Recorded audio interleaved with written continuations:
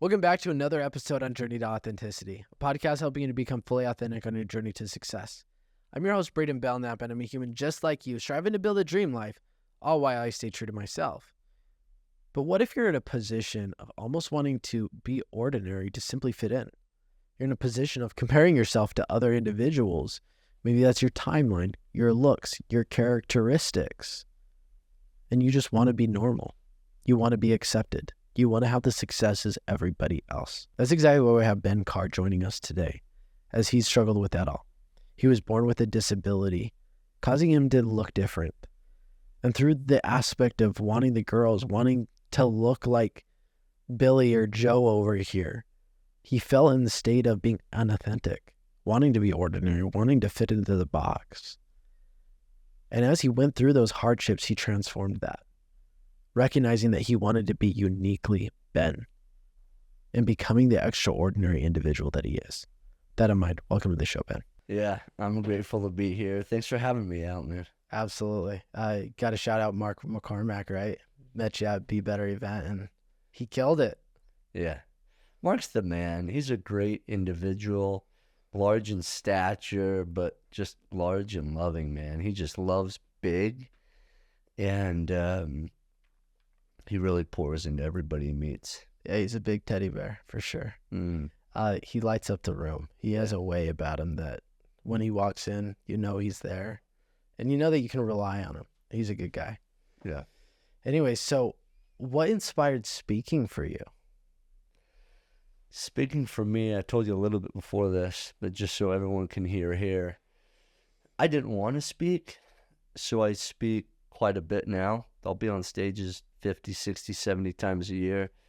And if I would have heard that, let's say 15 years ago, I would have told you are crazy. Why? Because I was born with Crouzon syndrome, which makes my face look different.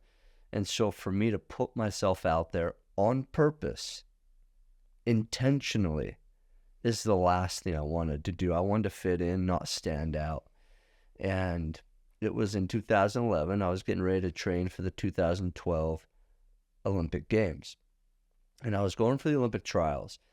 And as I was doing that, I needed to fundraise money. I was a poor college student, and my mentor said, hey, the Olympics are more than just the sport. It talks about the people behind the sport, and that's the incredible thing. Like in the movie Cool Runnings, right? It's cool because we know the background of the being track guys and people in Jamaica where there's no snow. It talks about the whole journey of them being a bobsled team, right? And they didn't win a gold medal or anything, but it was the journey of what happened. In the movie, it shows them carrying the bobsled down the track representing Team Jamaica, right? These are the stories that the mentors talked about. And they said, your story is a story that everyone gets to hear. I said, well, what do you mean? Why? They said, Ben, you told me your doctors told you wouldn't do contact sports. Is that right? I'm like, well, yeah. They said, and here you are going into the Olympic trials, trying to represent the United States of America. Absolutely, people are going to support you financially and help you do that. And so I reluctantly stood in these lunchrooms, in junior highs, and elementaries, and high schools, telling my story to whoever would hear. And I remember being in the cafeteria in Centerville Junior High, where I went to junior high. I'm thinking nobody's listening to my story. They're throwing fries, they're eating their cheeseburgers, nobody's looking. And then when I'm done, I walking on shells out of the cafeteria. I'm thinking, what am I doing? I'm putting myself out here just to get made fun of. I look different. Nobody knows who I am. And then one by one, these kids come up to me. And they just, in the most genuine way, just say, I just want to tell you, you made an impact for me today. And these were individuals that I didn't even think were watching. And isn't it interesting that in life, it's the people that we may not see. It's the people that we never know are even paying attention, that are actually being impacted for good or bad, right? However we live. And so it was after those moments that I felt like, you know what, there's something to this. Maybe I should share more. And that was it. And then here we are today, and I have the great opportunity to speak all the time, and it's a gift. It's a huge blessing. Being able to share your story and drive massive impact. But that's the core of any impact, right? Is storytelling. And everybody has a story. Yeah, I call it a story war, right? It's truly a story war. My uncle trained me in that, actually. His name's Ben Kjar. He would teach these billion-dollar companies how to share their stories. We talked earlier about McDonald's. McDonald's, I remember a professor in college says, everyone raise your hand if you feel like you make a cheeseburger better than McDonald's. And everyone's like, oh yeah, arrogantly raising their hand. Right? And he's like, well then why aren't you selling billions of dollars worth every year? McDonald's just sells a Happy Meal. They sell joy. They would sell a clown growing up, right? They sold consistency. Now, whether you like it or not, it's consistent. And McDonald's shows up every day. And you know what it's going to taste like. You know it's going to be there. And whether that's fulfilling to you or not, it's going to be there. And it's interesting how they've won the story war. They may not have a better cheeseburger than their next door neighbor, but they're killing it with people going to their locations. And what's our story war? What's our story? You just wrote your book, which I want to congratulate you on, and you're on your second version, right? Yeah. It's amazing. And if we all wrote a book about our own lives, what's the next page? Also, I think in our writing of our book, we're on page 7, let's say, we all want to turn to page 47 before we write page 8. But that's not how it works. We write the next page first and the next page, right? You don't jump in the Lord of the Ring, jump out of Hobbitville, right? And then all of a sudden you got the ring on top of the lava mountain or whatever, right? Absolutely. There's the journey and the highs and lows and what happens. And people are like, no, I failed here. I didn't do good there. I'm going to be seen less than here in this journey. But that is the story. Everybody gets to have a hero's journey. If you don't have a hero's journey, you're not relatable. That's why we talked about vulnerability. We talked about the power of vulnerability. We talked about how that connects with mankind, right? And how everybody struggles. Everybody. And so when they can hear somebody else struggling and understand that that kind of resonates with them, then they're hooked. And then if you can teach them how to get out of that struggle, they're in. And man, the power of story. That's what I think that's what runs a lot of people's focus today. Is if you can lock them in, man, they're all in. Absolutely. And why not be all in on your story as well? We're talking about the story war. Why not win your own war so that you can win the story war? So let's bring it back to your story. Page 1 to 10, or however many pages you want to call it. What was it like growing up for you? It was so beautiful in so many ways because my parents and family were just brilliant. There's so many people who has vices, struggles, obstacles in certain ways. Mine was never in my family. That was actually the support and the tribe that helped me through all the struggles that would come because of Crouzon syndrome or because of staph infection I would get or any other type of, health obstacle I would have. How it was growing up, though, because I looked different, because my face looked different, I would be the first thing you would see, right? I'll never forget, I had a buddy that was in my neighborhood, and he had like some type of scar on his knee. One day we went swimming, and he was changing out of his pants to his shorts, and I remember seeing his leg, because he always wore pants to hide it. And I remember feeling so jealous because he could hide his difference. And I remember going home and thinking, Mom, Dad, why can't I hide my difference? Because it's my face, right? You can't hide that as easy. And then telling them about what happened with my buddy and how he would hide it very well. And my mom coming to me numerous times in my life and saying, Ben, you're born different, so let's make a difference. You're going to have the opportunity to have attention given to you. And sometimes you're not going to like it. Sometimes you are. But all the time, I'm going to invite you to shine. And I'm going to invite you to stand out. Now, if today we all had that attention and we understood what the story war was, and we were able to put into perspective and change the narrative of everything negative that we thought was about our story to positive, then how would it be? David and Goliath, for an example.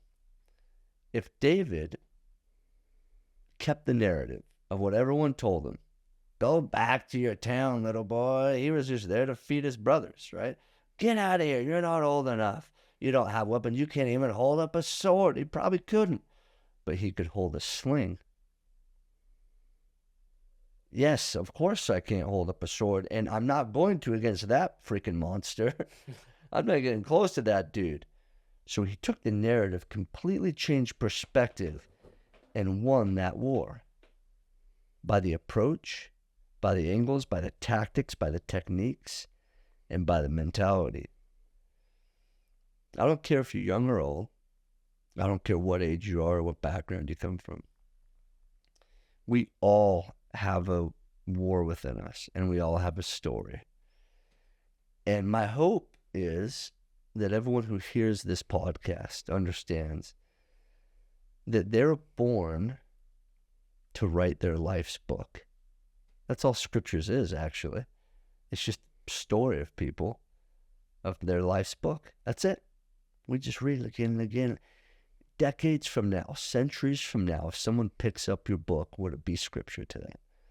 Would it be enlightening? Would they go back verse after verse, chapter after chapter, page after page, and just be like, oh my gosh, I need to share this? It's almost like a religious text. Is your life that inspiring? And if it isn't, change. If it isn't, freaking upgrade and step up, right? If it isn't, have a little more pain in your life by stepping out of your comfort zone, right? So things like that help me have the perspective of where I'm going. Absolutely. Well, to that, nobody likes a story that's all bad, and nobody likes a story that's all good. You have to have those ups and downs so that you can have the hero story that people can identify with to inspire them to move. And it's like, don't you want that hero's journey, that hero's story? Don't you want that for yourself? So that when you do write your life's book, when your kid goes through that struggle, they can read your book, your scripture per se, and know that dad did it. Everyone wants it, right? Everyone wants a hero status until you have to do what a hero does, right? Sure. They say, there's like the cliche saying, everyone wants to be the star until you have to do actually what the star has to do to shine, right? And so I think it's in a moment, for me, this is what started to set me apart in my athletics or whatever it was. And I learned it from other people before me. I dissected other people's journeys and stories. And I saw the main people, the ones that shine the most and that got the most success, were the ones that did what they didn't want to do in the exact moment they didn't want to do it. Let me give you an example. 5 o'clock, your alarm goes off. 6 o'clock, 7 o'clock, 8 o'clock. I don't know what early is for you, right? Or early is for these listeners is different. 3 a.m. may not be early enough. I don't know. But let's say it's early for you. And let's say that's 6 o'clock. That alarm goes off. I'm guessing you're probably not going to want to get up every single morning at 6 a.m. And you're probably not going to want to put in the work of the sweat that you have to do to get to the next level physically in that exact moment. But you do it anyway. Conor McGregor, one of the world's top athletes right now in the UFC, he's a fighter from Ireland. He says, when I fell out of being the top dog after getting his 2 belts, is because he set the schedule the next day for everything he was supposed to do. But sometimes he just didn't do it. He said, when I was at my best was when I scheduled my whole schedule out and then actually did it. Even when I didn't want to do it, even when I was a little bit sick, I still did it. I think there's something to say about that. A lot of people fall to the wayside. A lot of people join the rat race. A lot of people are robotic and don't stand out because they're willing to be average. They're willing to say no when they should say yes. They're willing to stay in their comfort zone a little bit too long. And there's just one difference between ordinary and extraordinary, and it's simply the choices you make. That's it. Really is that simple. We talked about podcasting and how easy it really is to be one of the top podcasts in the world. To be your best you is honestly just showing up. That's it. Yeah, you're right. I say I have 3 A's. I say A is for arriving. Just arrive in life. Just arrive. If you can literally just arrive, just show up, you're going to decimate a lot of the people over time. Number 2, arrive with attitude. Have a little bit of swagger. You know what I'm saying? Arrive with some pizzazz, some pep in your step. And then the last A is attempt. Now, what do I mean by that? Because I don't like the word try a bunch. Do or do not. There is no try, you would have said, right? I say attempt because you attempt to break records. What if you could get a PR, personal record, every day? You may not. It's probably unlikely. But what if you actually attempted? Win, lose, or draw, you were at least swinging. You were stepping up in the batter's box, and you weren't watching the strike come through. You were swinging for the fences, baby. And so in life, man, if we all just took those 3 A's and ran with them, arrive, show up, be there physically, be there with attitude, show up mentally too. And then lastly, what if we actually broke some records today? Yeah, I think that will get a lot of people a long way. Yeah, I read something yesterday, and I'm going to say it wrong, but I really loved it. It said, why not give today the chance to be the best day of your life? It may not be, but how much better of a day would you have by just giving it the chance to be the best day of your life? I love that. My brother, his name's Adam, just younger than me. On his phone, his voicemail goes something like this. Hey, this is Adam, bada, bada, bada. Leave the ring at the tone. And have this be the best day of your life so far. And I love that because when he puts in the word so far, it means that there's still hope for another day being that so far. The next day will be the next day could be the best day of your life so far. Today gets to be the best day of my life so far, and tomorrow and the next day. I love that approach that you have. That's cool. Absolutely. So bringing it back to your story, obviously you had some struggles coming up in your life, and you had amazing parents. We'll just say that. They believed in you. And I'm sure you give a lot to them today still. When did you really recognize that you were struggling internally with the way you looked? Yeah, it was when I couldn't handle the bullying, when I really took it internal and just didn't view it as them having a bad day. When I took it as a complete internal diss, and when I, would internally blame my parents, right? What started this? Was it genetics? What was it? And just pointed fingers. The moment I took all of these experiences as a victim and not a victor, scarcity mindset, selfish, not abundant mindset, unselfish, that's when I knew every time. And it's a battle every day. I've gotten extremely better at it. And my rebound is way quicker. So if something happens to me online, which happens all the time, you can go on YouTube today and look up comments and you'll see what you see, right? But my rebound's way better because of internal work I've done. Well, what have I done? I've created a bunch of I am statements, because we can talk all day. These are the to-dos. So if you're listening right now, these are the to-dos for you. If you're having that internal hard time, which we all have, we just have different degrees and levels of it, right? For me, I internally turned to who I was. A lot of people think I am statements are selfish, arrogant. They could be seen as cocky, and you think you're full of yourself. As I started to look into it, I remember hearing Oprah Winfrey's interview. And as she was in this interview, and she was posed that point, Oprah being, a leader to many people around the world, was asked a question, hey, Oprah, a lot of people think you're full of yourself. And she sat there and she responded in this way, and this would impact the way I thought.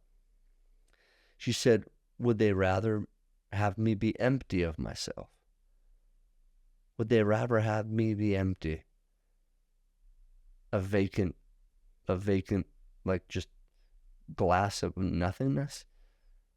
Are they against me being full and confident in who I am?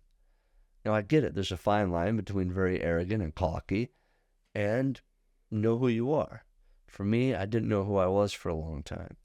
And I created my I am statements. And I created something that meant a lot to me. And every time I'm in a pickle or I see a tough time coming, I start saying my I am statements. And a couple of them right now are, now I choose me. Well, what does that mean? Because a lot of my life, I didn't choose me. I chose to be Bobby and Billy and Tommy version 2.0 until I realized that was completely empty. I would walk down the hallways pretending to be somebody else, and that is a very, very bad way to live life, by faking somebody else's shadow. I make a difference is the next thing I say. And then I go down the path of saying these things. I fight for light. I ignite extraordinary. Now watch me defy the odds. And these things that I say in my I am statements just empower me. And then secondly, the next implementation I would do is I would implement action. Not just standing in front of the mirror, telling myself who I was, but then doing it. So how do I ignite extraordinary? Well, I wouldn't do ordinary. I would actually be disobedient to ordinary. Well, what does that mean? Well, that means in workout, for an example, my coaches would tell me to do 20 push-ups, and that was a minimum. I knew to be disobedient to ordinary and to ignite extraordinary, I would do 25, 27, 30, 40 push-ups. And immediately right then and there, it would give me confidence. It would let me know that I was doing enough to reach my goals of being whatever champion or title that I wanted to achieve in that said sport. So those are a few things. Those are a few takeaways that if you're sitting at your home and if you fight that depression, if you fight that mental illness, right, which we all have at some level, what are you doing? What's your I am statement hold? When you walk by a mirror, man, you're like, ooh, that person has some swagger, baby. Or is it like, oh, man, well, they're a little bit more squishy than I thought, right? Number one. And then number two, so what? What are you going to do about it? And then put in the action. And those things will take you to a whole nother level of like internal confidence. Absolutely. And that question, what are you going to do about it? Because that's the victor mindset, right? You're allowing yourself to move forward, and you have to see yourself. The old quote is, believing is seeing, seeing is not believing. You have to believe before you see it. Yeah. And I'm big on verbiage too, which goes along with my I am statements. So even in what you just said, we don't have to do anything. We get to is the next level. And then one of my favorite is we deserve to. Some people even say we have the honor to. Well, you deserve to what? You deserve to see yourself as beautiful. Or you can say, I get to, or I have to. It sounds different, right? I'm honored to see myself as different. That changes. Like even one word, replacement, changes everything about that. And so when I have people come to me, we often stop them and then rephrase what it is and then choose implementation on that. And then going forward, they look in the mirror, they're like, whew, I'm honored to embrace that squishiness right there, baby, right? Or whatever it is, right? And then change that narrative. Now, some people listening to this are probably like, if you're squishy, you're fat. And if you're fat, you're not doing the work. Not that I don't disagree with you. Not that I don't disagree with you. But if you think like that, the moment you don't get fat, are you actually going to be happy? I have buddies. Actually, I was just on the phone not too long ago with a billionaire, with a B, a guy who has a ton of money. And he always thought that when he got the B behind his name, billionaire, that happiness was going to be there. And when I was on the phone with him, he was depressed. He lost his family along the way. And he always thinks about what could have happened. Along the journey, if we always have the mentality, and this is hard, this is what I struggle with oftentimes. Just like warrior, like, let's do it. I get down, dirty, head down, let's go. Blinders on, bop, bop, bop, bam, go, go, go, go. I think we miss a lot of beauty that way, right? Absolutely. We miss perspective that way. If we're thinking it's just when we cross the line, the prize is good, and then we're happy, and then what? If you study the biggest stars in the world, you'll hear them on rare interviews. They'll tell you this: the hardest and most difficult time when these stars leave the stage of stadiums of like 100,000 people, and it's like, and they're like popping out and landing like Justin Bieber, right? And they're just like, or like the Gangnam Style, man, or whatever. Yeah. And they're pound, boom, boom, boom. It's like just, and then they leave. Nobody's around. There's silence, and they get in their big bus to go to the next location. There's a moment there where the lights aren't on you, people aren't around you, and you're given an internal check. And at that moment, you question, am I really fulfilled? It's not the $1 billion. It's not the fame. It's not the lights. Am I fulfilled in what I do and how I'm living and how I see myself and in how I'm implementing impact. I haven't been on the biggest stages like 100,000 people. I haven't. I've had stages of 10,000 people or so. I've had small moments like that. And there have been moments where I feel like I was on top of the world, and then I wasn't. Now, if our happiness is based upon location, and if we have a spotlight on us, that's not going to stay. That doesn't have stay power. Dude, we could do a podcast for 7 days on this topic alone. And this is a little bit deeper. So those listening, just understand what we just said. If your happiness is based upon location, and if the spotlight's on you, whether it's money, whether it's clothes, that's not stay power, because that can come and go. If we're all homeless on the corner of the street in the middle of downtown Salt Lake, I don't know if we could see the difference between us and the homeless people that are truly homeless. Are we more happy? Are they less happy? That's an interesting thing to think about. Where do the true principles lie there in what is take everything out material? Happiness, joy, fulfillment. That's a whole nother thing. Absolutely. It is a whole nother thing. And it's, like you said, we could do a podcast on this we could do an entire podcast on this, two multiple episodes. But the truth is, you can ask somebody and say, are you happy? And then they'll say, no, because I'm not a millionaire yet. And their role in their mind is that I have to be a millionaire in order to be happy. Then you can go up to homeless person. Are you happy? They can say, yes, because I'm alive. And their rule is I have to be happy to be alive. Let me ask you this.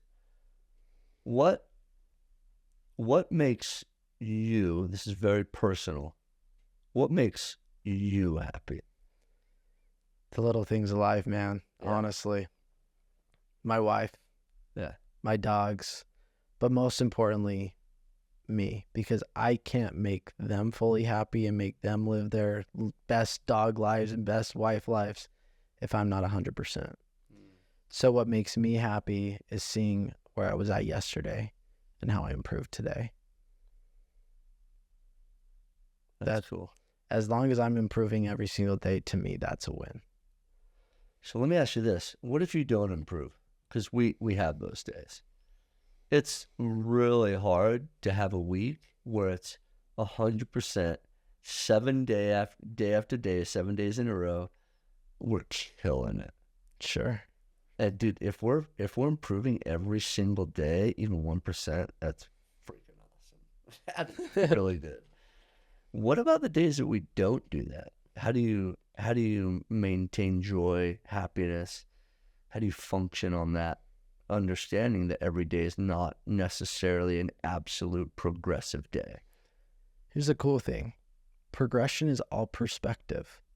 So even if my money in my bank account goes down, even if me and my wife get in an argument, even if I wasn't able to play with my dogs the way I wanted, or I wasn't able to do something the way that would move me 1% on paper, progression's all perspective.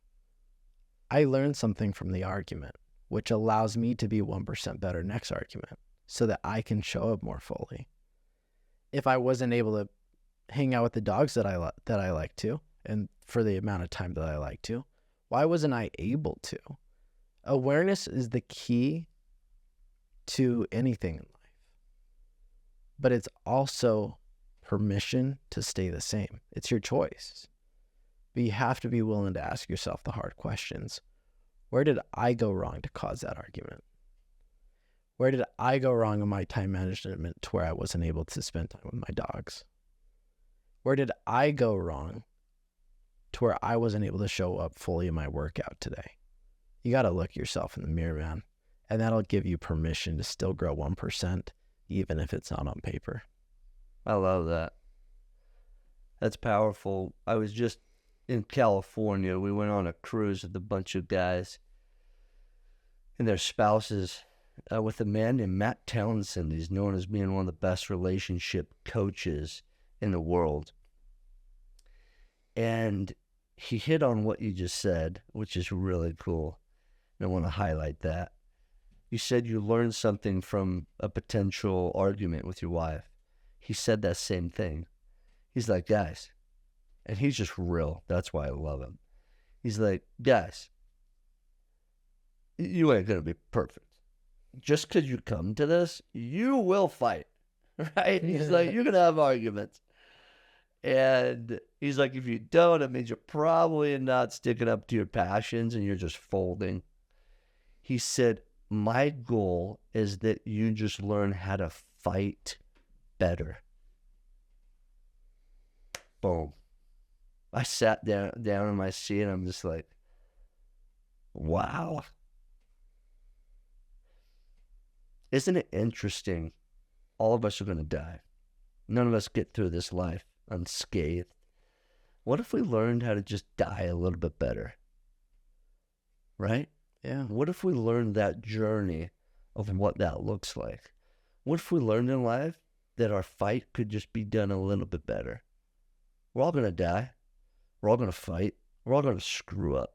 But what if we learned just a little bit better of how to approach those things? And if we approach those things better, our rebound will be better. Our impact, our legacy will be felt more. And like those are the things that are really intriguing to me right now. I like that perspective. That's cool. Yeah. I ask myself every single day, no questions asked in the morning. I hit it in the morning and at night. What could I have done better today? Like we all talk gratitude. Like it's great. It's like, I'm grateful for this today. I'm grateful for that. And I encourage that too. Not enough people are out looking themselves in the mirror and saying, what could I have done better? It's looking at yourself. And I love this. I'm going to take it back. You say, I'm honored to see that fluff on my body or whatever it was terminology you used. And why is this so important? Well, I'll take it back to the beginning of the year. I was almost 200 pounds. And today I've lost 35 pounds this year. Just this year? Just this year. But point being is for a while, I looked at myself and I negotiated with myself. I said, oh, I can kind of see that six pack there.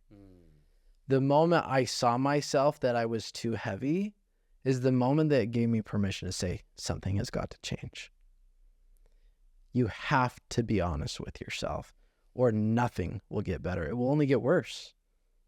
If you got an argument with your wife and you say, I did everything perfect. You're serving nobody. Your kids, you're increasing your chance of divorce. You're increasing chances of trauma for your kids. You're hurting everybody. I don't care if it's a white lie or a big lie. You're hurting everybody. Be honest with yourself every day. I love that. I love that. I'm big about just coming into integrity. Yeah. Oh, man. There's so many things that we all have, right? Whether it's just like little stuff or big stuff.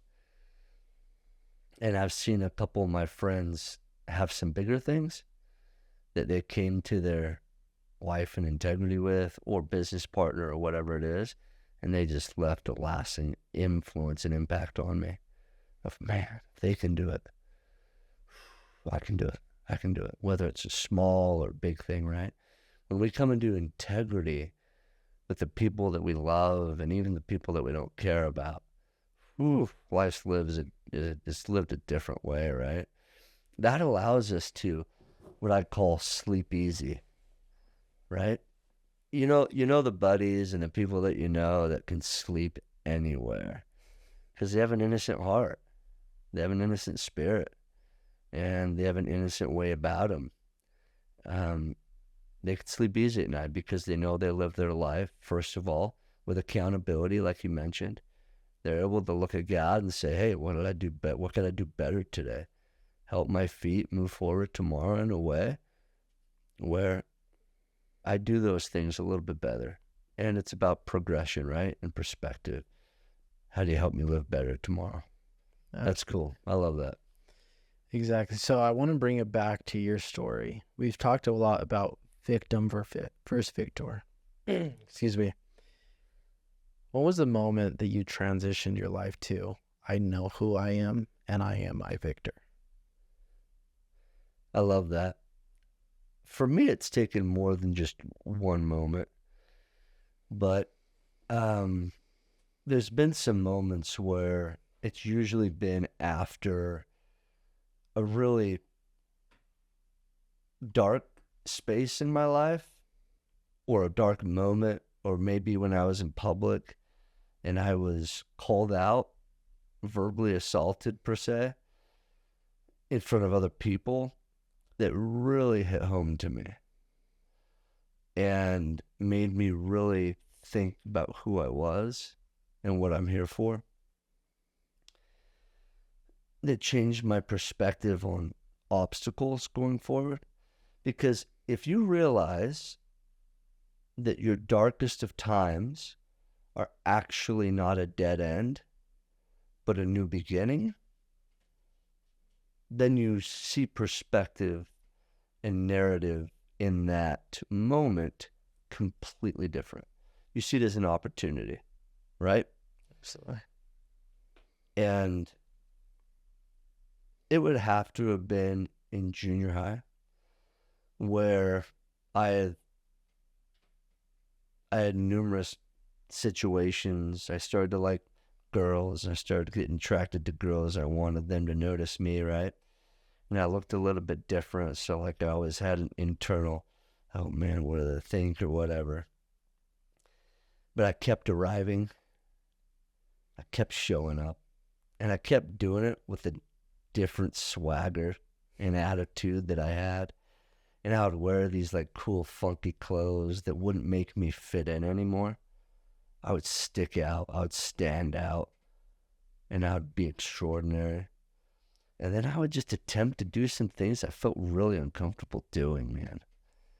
Like asking that really cute girl out on a date, or to dance, or to go out with me. That was so freaky for me. And I heard some no's. I'll never forget, I was on the wrestling team in junior high, and I'll never forget going to these dual meets. It's when we faced off the other team. And all these cheerleaders would be mat side, and they'd be pounding on the mat and cheering for the other team. But numerous times, it was like way more than just once, numerous times, I would hear the cheerleaders, whether I was warming up and getting ready to go, and even during the match, I could hear them when we would go out of bounds or something. The opposing team's cheerleaders would say something about me. Like, oh, hey, Marsha, that's your boyfriend, that's your boyfriend. And they're all chuckle and be like, oh, I'd never touch anything like that, right? And hearing that, and I'll never forget one time having that happen with some girls in the backyard of my friend's house. We're jumping on the trampoline. And we're jumping up, and I could see these girls, and we were flirting with them. And this girl said, hey, oh, I'll never, go out with you. I'll never hang out with you.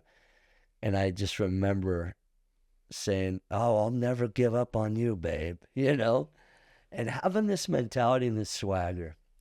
That girl I said that to a couple years later was my first kiss, and she kissed me. Right? And isn't it funny that like the tables turn, the narratives change because we continue to show up, we arrive, we do it with attitude, and we attempt. We say, what's up, baby? What's going on? And then you keep going after it. Wasn't it interesting that she kissed me later on after she said, no way, I'll never touch you? It's just to go on to say, as you said, you've had over 100 podcast episodes, which congrats, by the way. Thank you. And you had mentioned, isn't it interesting? You just sometimes have to outlast people. You just have to be the last one standing. We all don't have to be the Goliath in the fight.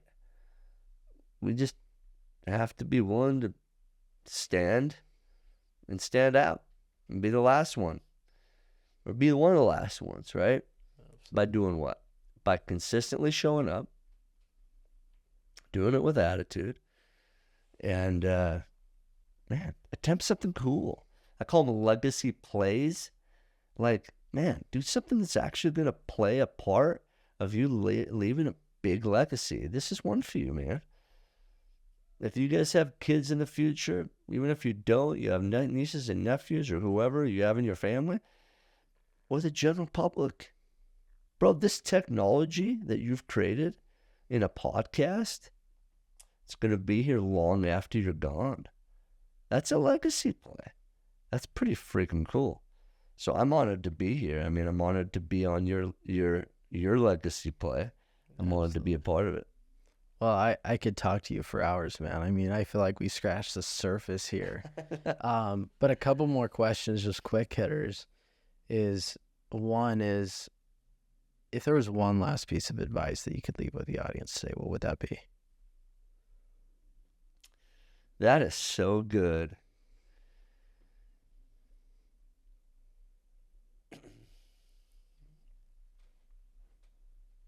I would say this.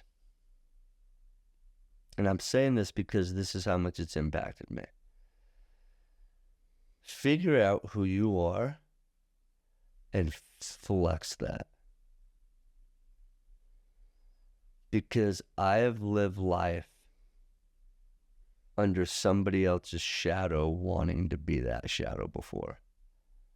And that absolutely was not life at all. I might as well just counted those years out for not living. You know what I'm saying?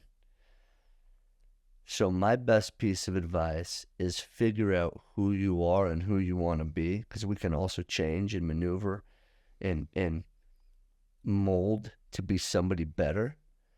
But figure that out pretty dang quick. And it may take some time, but move towards it.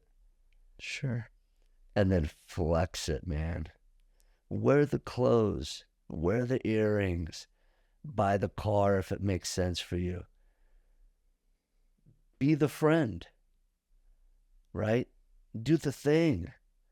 Sing the song, write the book, whatever it is, do it. You know what I love about you? You wrote a book, you said, within 6 months, and you're coming back to rewrite it, right? Yeah. That says a lot about you. You sent it, man. Do you know how many people would have just never wrote that book?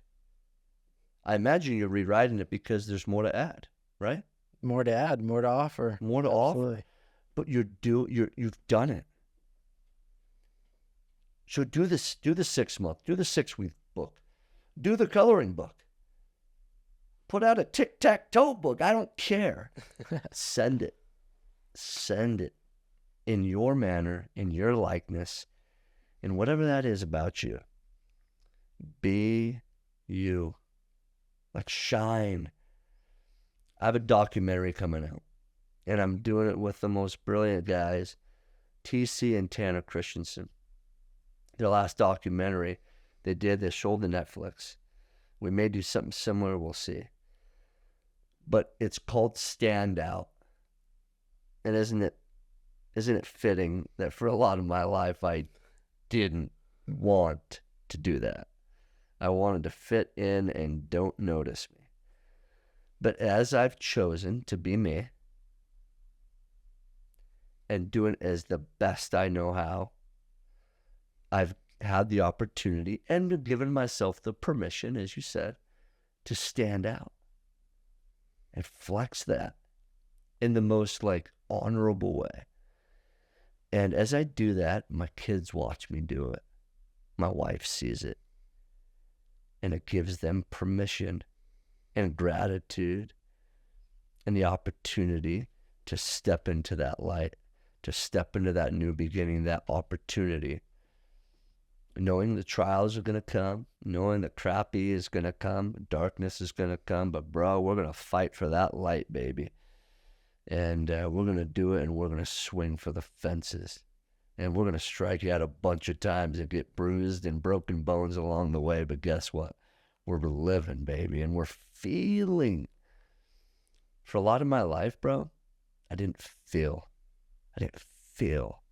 like I do today. I just turned 41 years old. I feel like I am a rookie in this game called life. And it's such a good feeling. So thanks for letting me share a little bit about that feeling. And to speak to that, the book, the swagger, the everything, when you do things quick, you learn quick, which allows you to keep doing better and better over time. And like you said, you're 41, you're feeling like a rookie. What better place to be than a rookie, right? You learn the most, you have the most fun in being a rookie. So I think it's a good place to start. Beginning is all perspective. Why not make today your beginning, right? With that, I have a deeper question for you. This just came to mind, but I think you're one of the best individuals to give it. I just had a cousin, unfortunately, try to commit suicide this last week. Love this kid. He's amazing. Obviously brings up a lot of emotion because he's funny. He's just a big teddy bear. He's young. He's younger than me. I'm not sure if you've ever thought about taking your own life, whether you have or haven't. My ask is, what is your advice to the young people out there struggling that are thinking about taking their own lives? That's good. Well, speaking on your cousin specifically, is your cousin, right? Yeah. I would go back and ask, because he didn't complete. He's here with us. He's here with us. I would go back and ask what he learned from it. When you're that dark that you feel like that's the answer, you ask yourself different questions, right? I've had friends do similar. And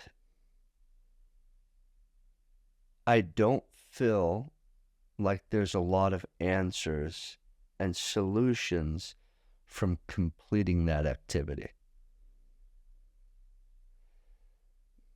The people who strive to complete suicide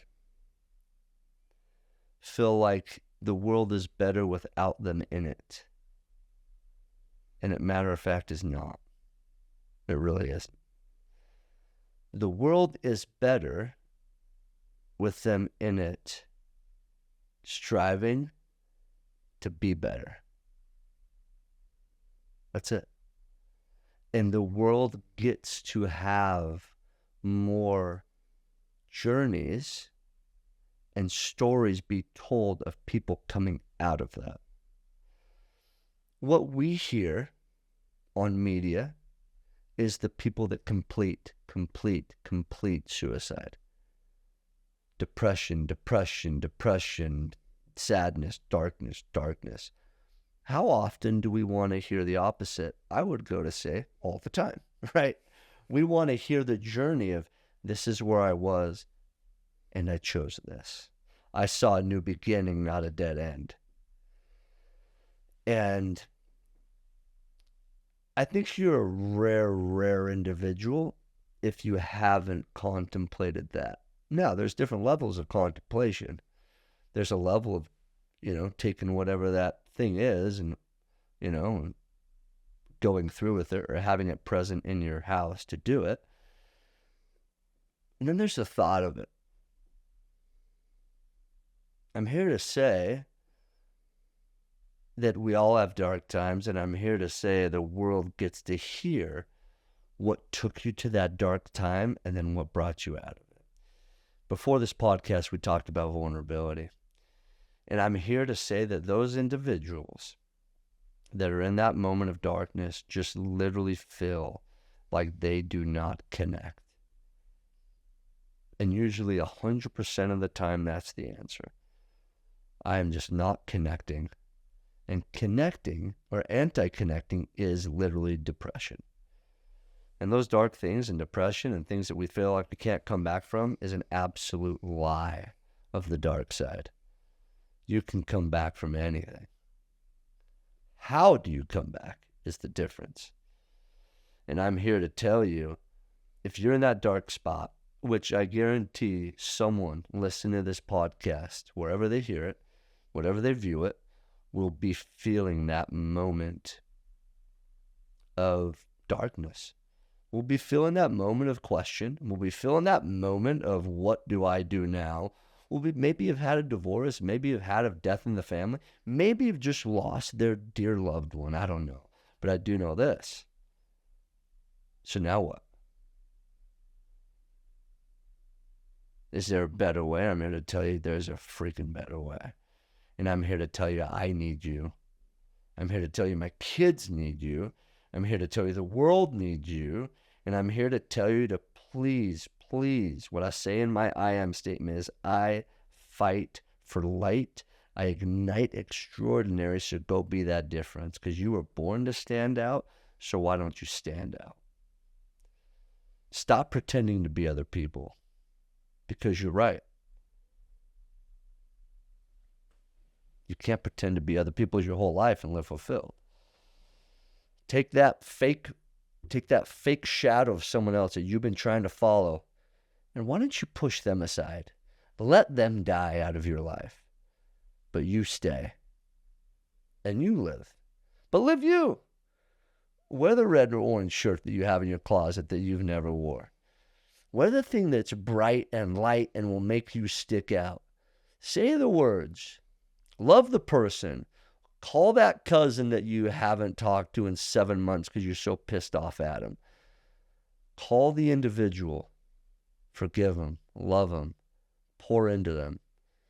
And man, give you. Give to you first. And then give to others.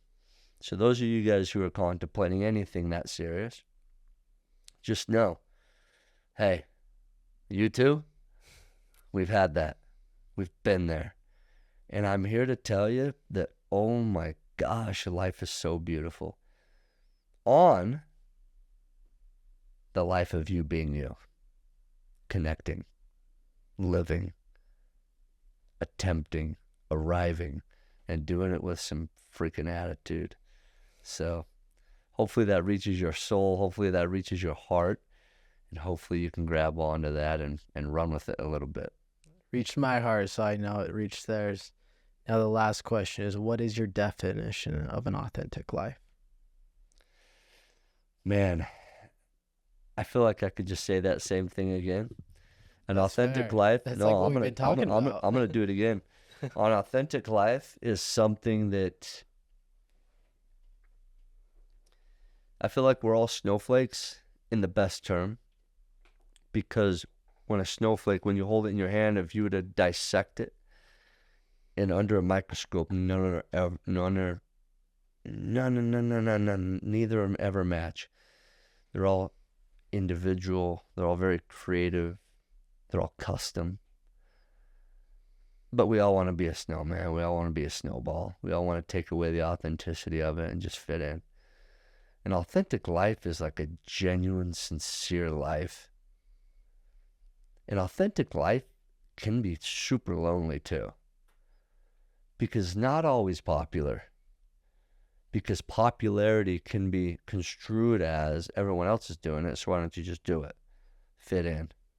The authentic life, like when I hear authenticity, I feel like it is the most original, like originality is what I feel. Originality, unique. I love that. I love that, right? I love unique. I love stand out. If you look at my license plate on my car, it literally says stand out. Because we're born to be different, bro. We're born to shed light. We're born to spread goodness. We're born for that. And in the lack of that is where depression, lack of connection comes in. And when we allow that to reign, when we allow that to take over and suffocate our life, We fall in those dark moments. So to live an authentic life, find out who you are. Find out who you want to be. Go towards it. Be willing to go outside the box of comfort. Feel some pain. Feel some joy. Just feel, baby. And then be you. And be confident. Have some swagger. And do some things. Take a swing. Aim for the fences. That's what authenticity is to me. Love it. Thanks so much for coming on, man. I appreciate you. Absolutely. Thanks for listening to the Journey to Authenticity podcast today. If you liked what Ben and myself shared, be sure to subscribe and leave a review. So help me to get the most interesting qualified guests to come in and help you transform your life.